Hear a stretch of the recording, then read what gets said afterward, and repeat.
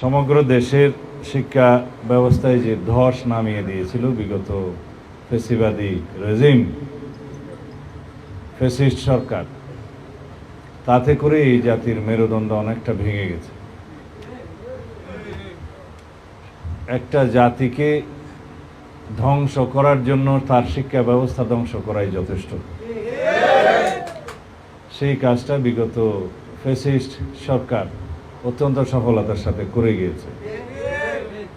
শুধু আধিপত্য শিক্ষায় নয়, আমাদের সংস্কৃতিতেও বিদেশি অপসংস্কৃতির আধিপত্যের কারণে আজকে সমাজে বিভিন্ন রকমের অবক্ষয় দেখা দিচ্ছে।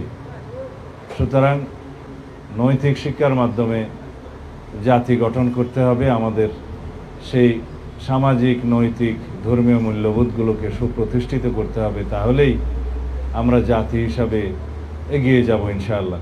সবাই মিলে আমরা নতুনভাবে একটি স্বপ্ন দেখি, এই বাংলাদেশকে বৈষম্যহীন সাম্যের ভিত্তিতে ন্যায় বিচারের রাষ্ট্র হিসাবে, একটি শক্তিশালী গণতান্ত্রিক রাষ্ট্র হিসাবে আমরা প্রতিষ্ঠা করার জন্য প্রত্যেকেই ভূমিকা রাখি।